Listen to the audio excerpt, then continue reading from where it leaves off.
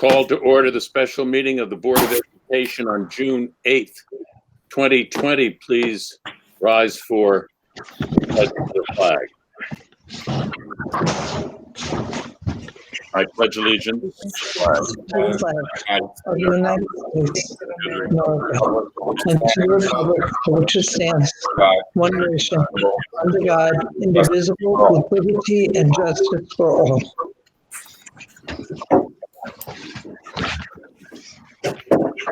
If people could mute unless they have something to say, and go on your chat. So I need a motion to approve the revised agenda. I have a motion. I have a second. All those in favor, I vote aye. So carried. The main item of this meeting is to reappoint the chairperson and alternate chairperson of the budget vote and election. This comes after Dan made the obvious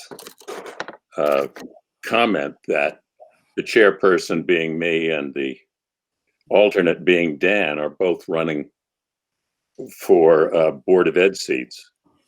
So even though the chairperson doesn't really get near the voting, we just open and close the voting in obvious need of transparency.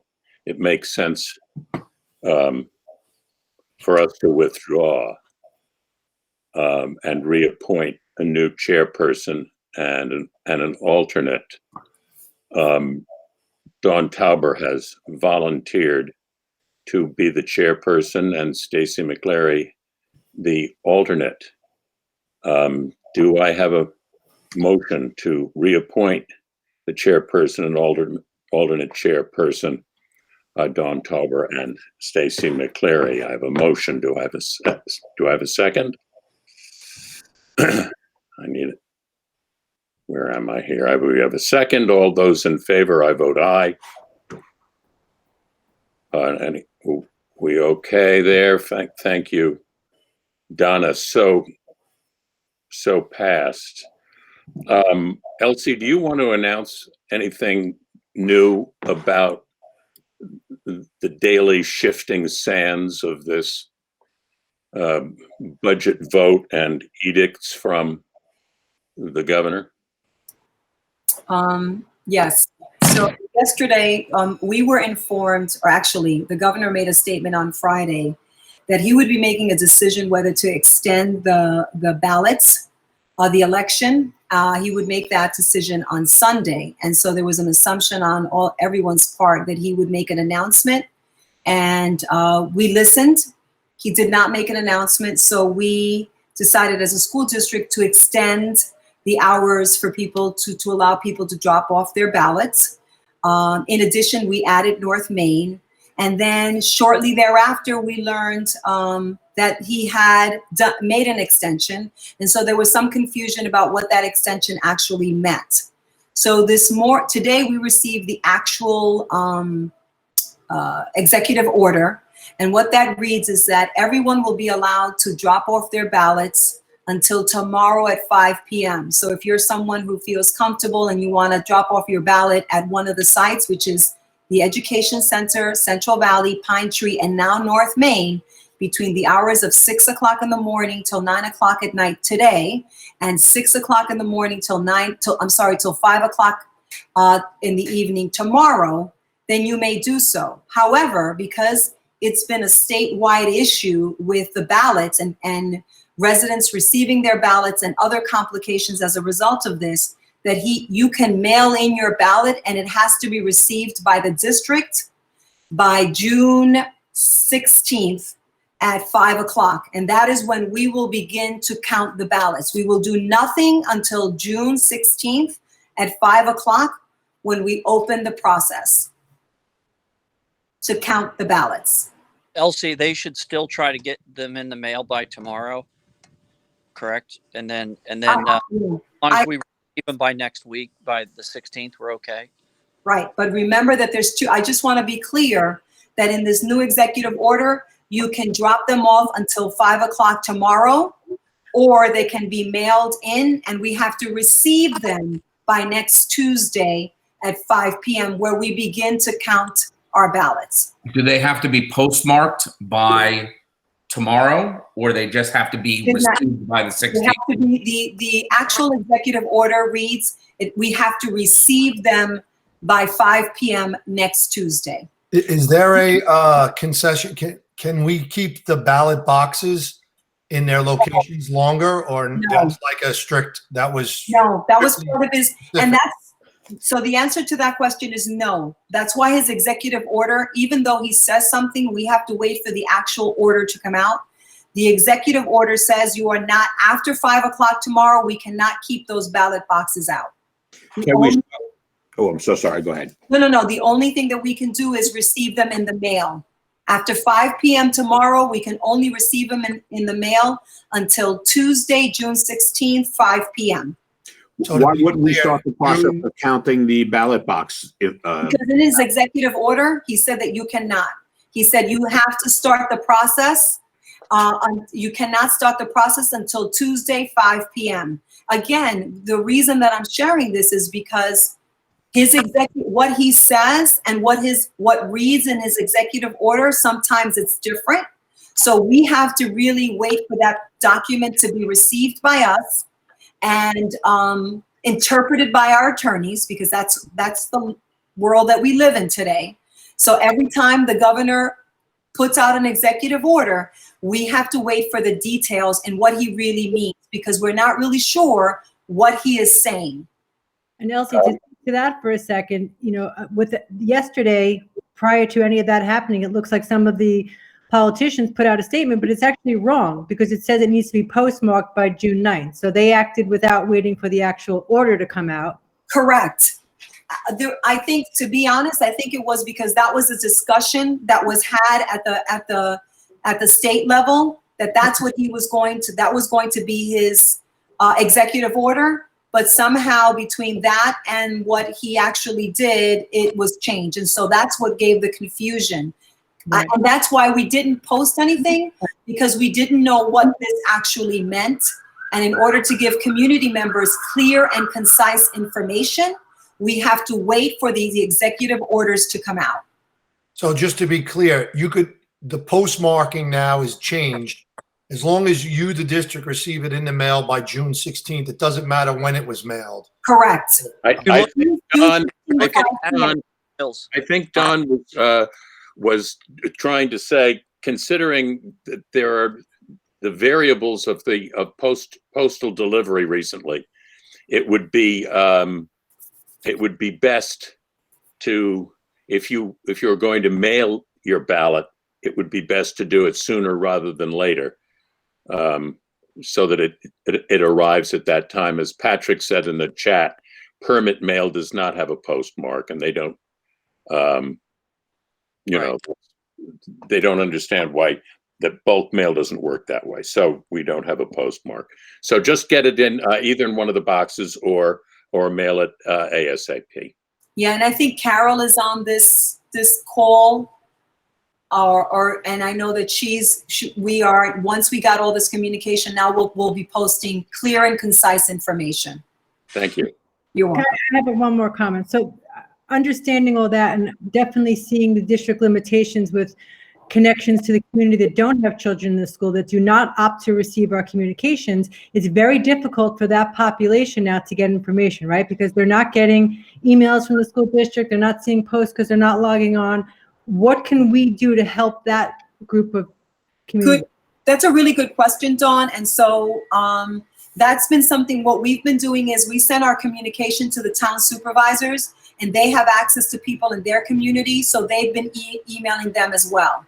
So when we get information, when we have a statement, we give it to our local leaders, and they send their communications out, because we want to get to as many people as possible. That's how a lot of the communication has been going on. We realize that we only get a small group of people when we post something or email, because we have only access to people who are accepting our emails. And generally, that's just our parents. And so it's really important that we reach out to everyone. Yesterday's communication not only went out to parents, but it also went out to teachers, because these teachers may have had children in the district, but if they are done, they don't get it either. So we blanketed everyone, staff and residents. And we mailed it out to, we reached out to the local towns to let them know, because they have their own form of communication as well. Can the senior citizens opt in? Oh, is this sorry. something we could add to, like the public access channel as like a one screen just announcement? I know they do the board meetings, but can we have it just so if somebody's sitting at home at 2 a.m. and can't sleep, they flip the channel on, it might scroll past them. We could reach out, and I think we've been hesitant to reach out and give information because information is constantly changing. But now that we really have, I think this is the plan. I don't believe, but again, I'm not the governor, but I don't believe he's going to change his mind again to something else. So I think this is pretty concise. When we're done, I'm going to talk to Carol and to Donna, and we'll look to see what other resources we have besides what we're using to get to other people. Now, Stacy, you were saying something, you were asking a question? I was just going to say, and I know it's too late for this current situation, but going forward, our email correspondence, but again, given that group of population that might not be as internet savvy, may opt into the robocalls, and we do them via robocalls in the future? I think we could do that. They could opt into a robocall. I mean, we just have to figure out who they are. We have a site on our website that allows you to click in and get our information, but it's getting them there. So I think maybe what we could do is go to the senior citizens, to their centers and say, here's a link, get on. I don't know what's going on here. Sorry. Awesome. Or actually maybe have an outreach where we send somebody to the centers and sign them up right then and there with email. Do we have the ability to do 2 tiers of robocalls? I don't think seniors or children without people without children want to get the 5:30 a.m. wake up call from you. I agree. I think, you know what, these are all really good questions. I'll sit down with Carol and Prudence and see what we can come up and bargain off as well. What are the 2 tiers? Because I think that what this pandemic has taught us is that we have to be able to communicate with lots of people, not just people that who have children in our district, right? So I think that's something that we'll look into. How do we do that, and how do we get people signed up? Elsie, can I throw one more group in there? What about most of our seniors? We're expecting them to vote. Should we include them in the communication about everything? Because they're receiving a ballot, correct, at 18? Yes. Because they haven't been getting any of the email communications as students. So maybe the class of 2020 can be included in on that. And I think that I'll look at that, yes. So I think, like I said, I see Prudence, and I see her name. So I'm assuming that this is something that we'll take on and sending them communications regarding this. Like I said, I think this is the last piece of this executive order that he's modified. I think this is the last part. I don't foresee him making any more changes, but please don't quote me. Elsie, I had 2 questions. One, I was wondering if explain to the public the process of how the ballots are open, counted, the oversight that goes into it, just because I've gotten a few questions about people being a little nervous that their name was on the envelope. And I know you and I have talked and it's not an issue, but that was my first question, is maybe you could just explain that process and help people understand that their vote is confidential. So here is what, and I had a conversation with you and via email with some residents. So first of all, what you should be receiving in the mail is an envelope with another envelope in it with an envelope that has your attestation, which you're going to put your ballot inside, and then you're going to sign your name, and it's going to have your name on it. And then you put that envelope into another envelope. And the reason being is because similar to when you go and vote, that you go to the ballot and you sign, they check you in. We need to know who is voting for the integrity of the process. Did I say that correctly, Donna? Yeah, there has to be integrity to the process. So now when this gets delivered, when we go next Tuesday and we start this process, there is a process that we've put in place to assure people that the two are not together. So we have purchased, do we have a letter opener machine? So we have a machine that's going to separate a folded ballot from the actual envelope.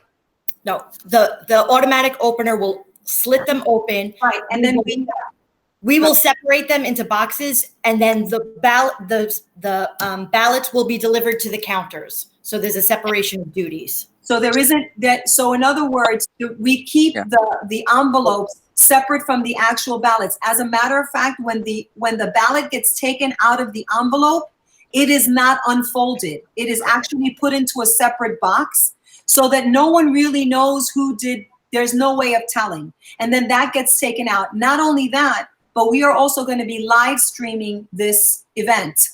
So there is, anytime we are counting ballots, you will have a live stream. There won't be audio, but there will be live stream. So you can see, you meaning the residents of the community, can see what's going on. I have a question. Suppose you, now you've separated the two and you discover that on the envelope it's an improper name or a fraudulent name. How will you then know how to discredit what that vote was if you've already separated it? So there's another, Donna, do you want to talk about the original, right? Because you have one envelope in another envelope. So when you open that envelope, right, Donna, go ahead. Okay, so we'll get the mailing envelope, which, we get it in if people are mailing it. And then inside is the oath envelope, which is sealed.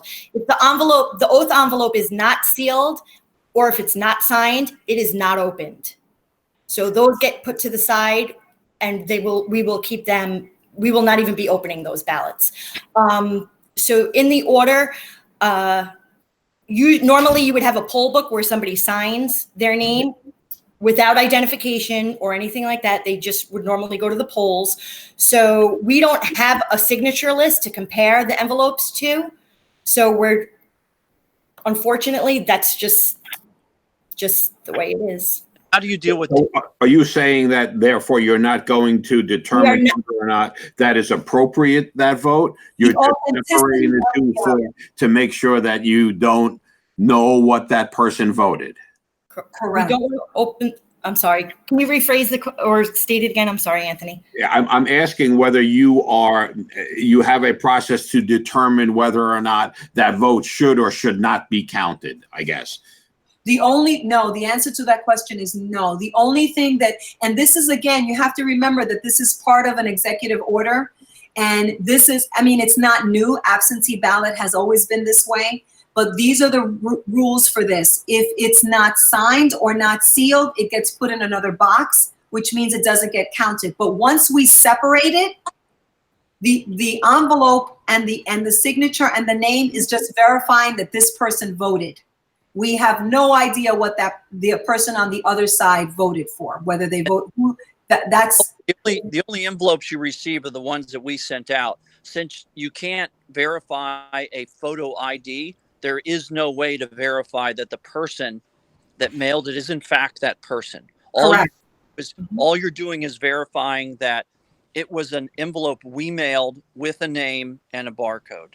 Correct. And I might add that this is exactly the way the absentee ballot vote has worked in the past.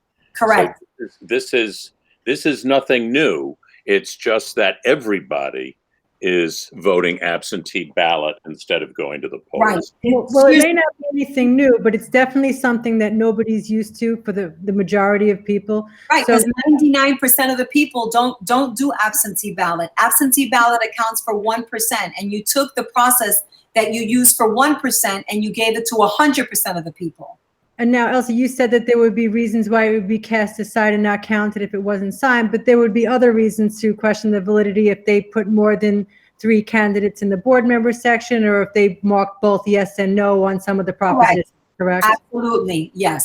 I can address that if you'd like. So yes, so if we open ballots and see that people overvoted or defaced the ballot, it will be cast aside with in a box labeled with the reason why it was not counted. Okay. And so we're asking the counters, if they have any questions, just put it in a box for further review. And that's when the chief election inspector, myself, will determine whether or not a ballot should be counted or why it should be not. But Right. just so I'm clear, because people are asking me, this ballot that I hold in my hand has no identifying marks on it that would say, this ballot belongs to Dawn Tauber. Absolutely not. Like there's no scan code or number that correlates to me as a voter. Absolutely not. No. And that's really why we went with another, right? We went with a professional organization that does this, because we wanted to make sure that the community felt that we were being 100% transparent. You know, there's no barcode, there's no indication. As a matter of fact, we haven't touched us here in the district, we haven't touched those ballots. They were mailed from a mail house outside of this area. So all of that, we have not seen these ballots. And that company handled 20 to 30% of the total ballots in the state, is my understanding. Right. They've been around for about 40 years. They So- normally do our 1% ballot. Okay. Elsie, Anything else? I'm sorry, I have one last question. So Elsie, you mentioned then that the counting of the ballots is going to begin at 5 o'clock on June 16th. Will we be following a similar schedule that was laid out? For instance, they will begin counting from 5 to 9 p.m. on the 16th, and then counting will resume on the following Wednesday morning, the 17th, starting at 7 a.m.? Correct. Yes. And that will go until counting is done, or until a set time? Like, what is our plan for the announcement of the results? Are we announcing it by 5 that day? Are you announcing it once the ballots are completed counting, if that's 11 o'clock in the morning, 12 o'clock, etc.? What is the plan for that? So I don't have I'm going to tell you what I think, but I need to verify this. Similar to when we count ballots, we announce the minute that we have all our ballots in and that we've counted all the ballots. I'm going to assume that that's the same process that we would use. So that could mean if we've counted all our ballots on Tuesday and then we go midway through the day and our ballots are done, then I believe the chairperson needs to be advised so that then we can double check and triple check everything, and then we make an announcement. So it could be, Stacy, at 12 o'clock, and it could be if we had 24,000 ballots, it could take us a little bit longer. But this Okay, year, and again, that could be reporting at any different time, right? I mean, Correct. it's not going to be 9 o'clock on the night of the election. Correct. But as a result of going back to then what you said, that it is going to be live streamed.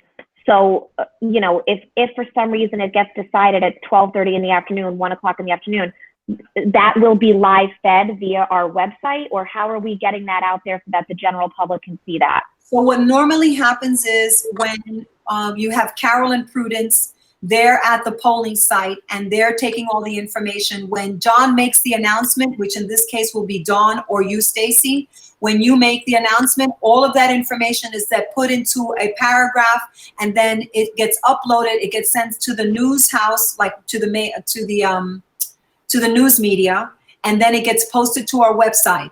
So that's automatically gets done. So we will do the exact same process. Once we know what the results are, it's either you or Dawn will say it, then that gets we post it, we put a news release out, and it goes out. So, Elsie, I had a second question, just while we're on here, to clarify this, because there's some confusion over this. The governor came out and announced that he's also going to allow graduations with less than 150 people to be normal. I don't know the right way to say it. No, with social distancing. With social distancing. So Abby normal, less than 150 people. So can you comment on how that impacts Monroe-Woodbury? Because clearly, I assume the count is both parents and students. It is, but I'm going to tell you right now, we're waiting for his executive order on that, what he said. Because question that everybody is, what does that mean? 150 students, excluding the parents? Does it mean? So we're waiting to read his executive order to see the exact detail as to what he really meant. Because what he says and what he writes are two different things. So until we get that, we have to wait to see what he put in writing. Okay. So can I ask? And Can we I ask haven't a gotten that question? yet. Is that Lorraine? Yes. Yes, great. Okay, so when I read that too, it sounds like no more than 150 people, and of course that gives a lot of hope out there. So in the event it's written and you read it and we know that he means 150 people, period. Are you going to consider, are we going to consider then not having the drive up? And are we going to speak with other schools what they're going to do? Because if any other schools which are smaller than us. So Tuxedo, for example, Tuxedo School District might be able to do that. Correct. Monroe-Woodbury has 550 kids times 2 parents, right? Times, again, it's all in the executive order. That could mean that we would have to have starting June 26th, because that's the date that he put. He didn't put that we can start on June 22nd. Starting on June 26th, you can have up to 150 people. That would mean for us somewhere that we would have to have about 10 to 12 ceremonies.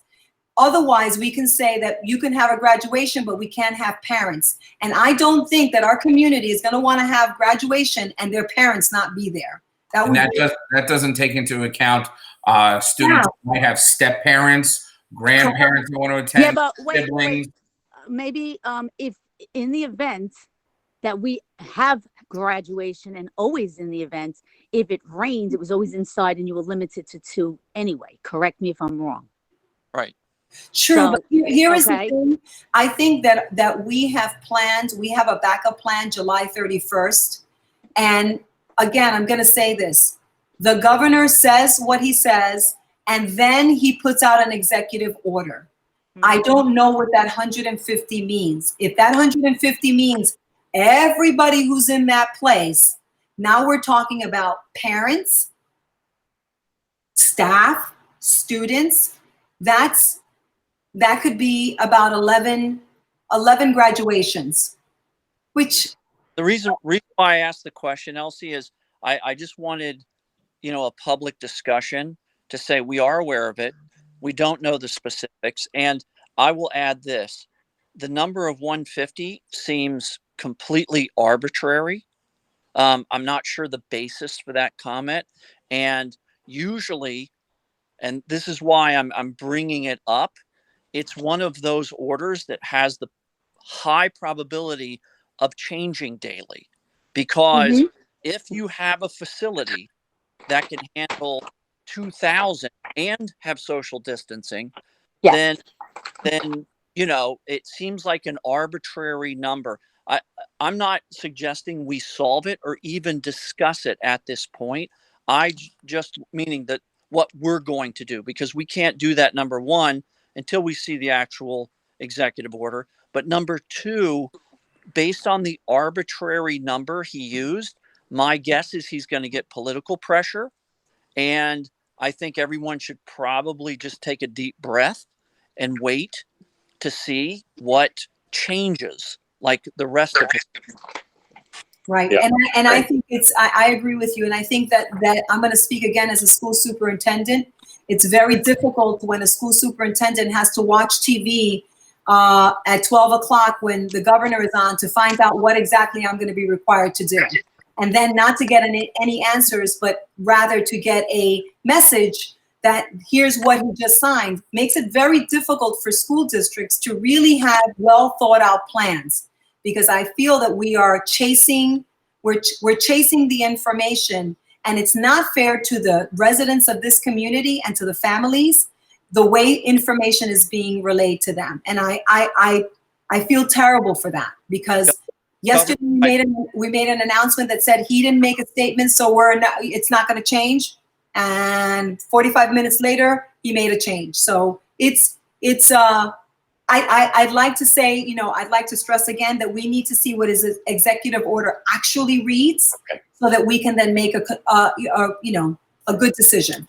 Again, Right. the point is that it's not our decision as to if these things happen. And that was the important part to the public, because everyone's getting a lot of questions. And I think what this demonstrates is that whether the information is good or bad to the public, as far as how graduation happens, it is out of our control.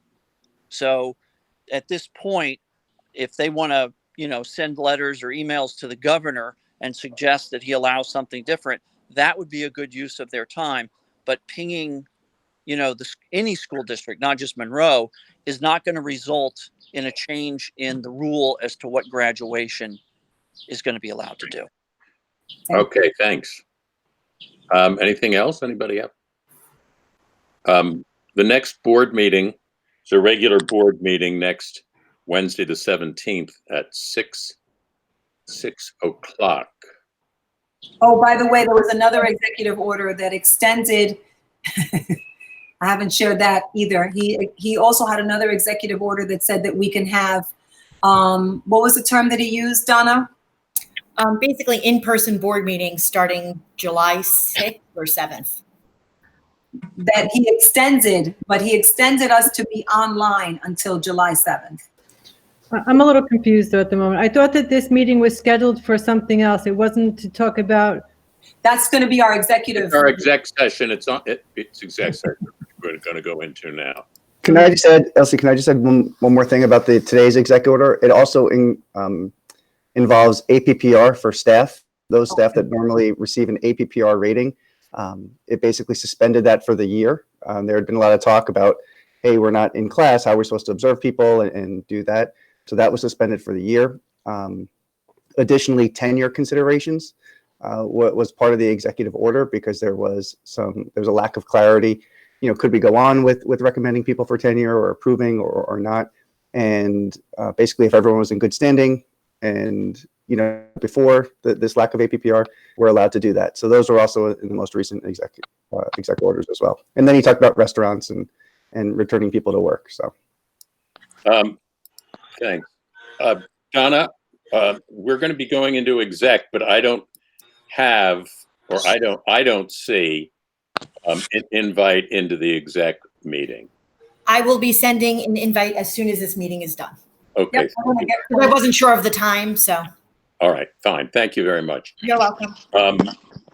Do I have a motion to adjourn into executive session to discuss a matter protected under FERPA? We have a motion. Do I have a second? All those in favor, I say aye. All right. Thank you, everybody. We see you in exec meeting adjourned.